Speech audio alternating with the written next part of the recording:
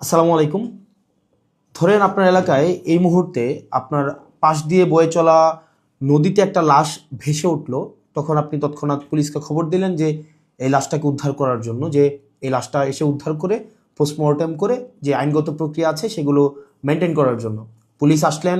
Police এসে সেই লাশটা আপনার বাসা থেকে ফর এক্সাম্পল 50 কিলোমিটার দূরে আপনার সদর হসপিটালে নিয়ে গেলেন। সেখানে পোস্টমর্টেম করা, সেখানে হচ্ছে ডোমকে রাজি করানো, তারপর হচ্ছে জানাজা, দাফন কাফন, এই প্রত্যেকটা কার্যক্রম পুলিশ নিজে উপস্থিত থেকে করলেন বা করেন। এটাই, পুলিশ ছাড়া এই কার্যক্রমগুলো কেউ করে না। অথবা কেউ হারিয়ে গেলেন, অথবা কেউ আত্মহত্যা করলেন, এই যে কার্যক্রমগুলোকে আমরা পুলিশকে দিয়েই হচ্ছে আমরা করতে হয়।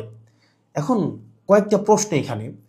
আপনার বাসা থেকে বা নদীর পাড় থেকে লাশটা জেলা সদরে নিয়ে যাওয়ার জন্য যে খরচটা হয়েছে, অ্যাম্বুলেন্স ম্যানেজ করা, ডোম ম্যানেজ করা, হসপিটালের যে খরচ, এই খরচটা আসলে কে দেয়?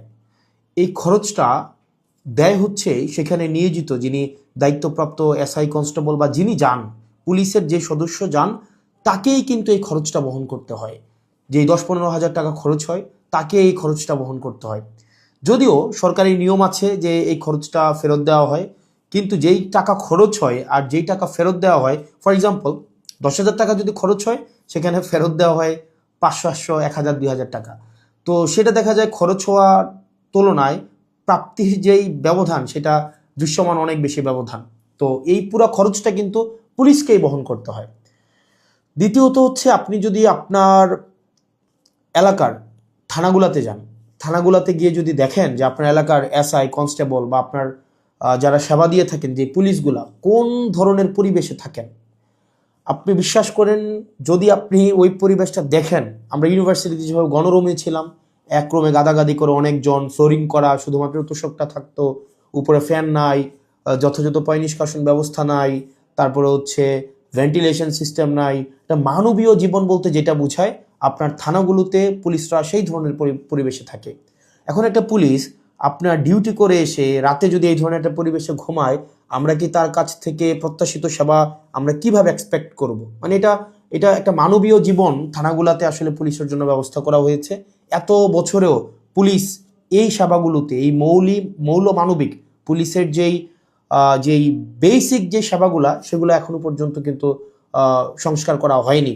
তৃতীয়ত, সবচেয়ে গুরুত্বপূর্ণ এবং তৃতীয়ত যেই অসুবিধাটি আমি থানাতে দেখলাম এই কয়েক মাসে, সেটা হচ্ছে আপনার থানা থেকে একটা অপরাধ কার্যক্রম সংগঠিত হয়, ফর এক্সাম্পল 15 কিলোমিটার, 20 কিলোমিটার দূরে। একদিনে অনেকগুলো অপরাধ কার্যক্রম সংগঠিত একটা থানায় হতে পারে।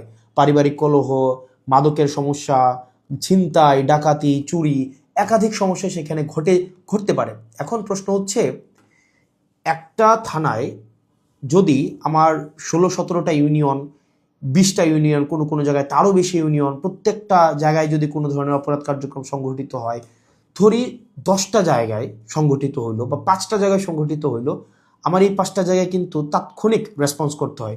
এখন তাৎক্ষণিক যদি আমরা রেসপন্স করতে চাই, সেই জায়গাগুলোতে পৌঁছাইতে অবশ্যই অবশ্যই আমাদের গাড়ির প্রয়োজন। মানে গাড়ি ছাড়া পায়ে হেঁটে তো নিশ্চয়ই এই ধরনের কার্যক্রমগুলোতে কখনোই পুলিশ তড়িৎ কোনো সিদ্ধান্ত বা তড়িৎ কোনো অ্যাকশন নিতে পারে না। কিন্তু আপনি যদি থানাগুলো যান, দেখবেন কোনো থানায় 10টা গাড়ির প্রয়োজন, 6টা গাড়ির প্রয়োজন, সেখানে থানাকে দেওয়া হয়েছে 1টা গাড়ি, 2টা গাড়ি। এখন পুলিশ তো আর বাসায় বসে থাকে না। আপনি কল দিলেন যে এখানে ঝামেলা হয়েছে, মানুষ মারা গিয়েছে, চুরি হয়েছে, খুন হয়েছে, পুলিশ কিন্তু আসতে হয়। তাহলে পুলিশ কিভাবে আসে? পুলিশ দেখা যায় এটা ভ্যান ভাড়া করে, একটা অটো ভাড়া করে, অথবা দেখা যায় একটা লেগুনা ভাড়া করে, সেইটা করে কিন্তু তাকে যেতে হয়। ওই যে ভাড়ার টাকাটা, এই ভাড়ার টাকাটাও কিন্তু পুলিশের পকেট থেকে দিতে হয়। দ্বিতীয়ত, এই যে ভাড়া করে যাওয়া আসা, তার যেই সময় নষ্ট হয়, ক্ষেত্রে দেখা যায় যারা অপরাধ সংঘটিত করে তারা কিন্তু ইতিমধ্যেই সেই জায়গা থেকে চলে যায় এবং আমরা সেবা বঞ্চিত হই। সেজন্য আপনি যদি পুলিশকে যুগোপযোগী করতে চান, পুলিশকে যদি আপনি হচ্ছে তার সেবা তাৎক্ষণিক জনগণের কাছে পৌঁছাইতে চান, অবশ্যই অবশ্যই তার ট্রান্সপোর্টেশন ব্যবস্থাটা অবশ্যই যথাযথভাবে করতে হবে। আপনি পুলিশকে ট্রান্সপোর্টেশনের গাড়ি দিবেন না।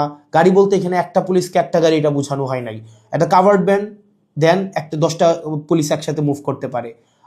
তারপর হচ্ছে একটা থানায় যদি আপনি 5টা 6টা গাড়ি দেন, তাহলে সেক্ষেত্রে কিন্তু ওই এলাকার অপরাধ কার্যক্রম অবশ্যই দৃশ্যমান কমে আসবে। কারণ পুলিশ ইমিডিয়েট রেসপন্স করতে পারবে। কারণ পুলিশ যদি ইমিডিয়েট রেসপন্স করতে না পারে, অপরাধ সংঘটিত হয়ে যাওয়ার পরে যদি রেসপন্স করতে হয়, সেক্ষেত্রে দেখা যায় দিন শেষে অপরাধী কিন্তু পালিয়ে যায়। সেজন্য পুলিশের দক্ষতা, পুলিশের সেবা যদি আপনি জনগণের দ্বারগোড়া পৌঁছাতে চান, অবশ্যই আপনার ট্রান্সপোর্টেশনের ব্যবস্থা উন্নতি করতে হবে।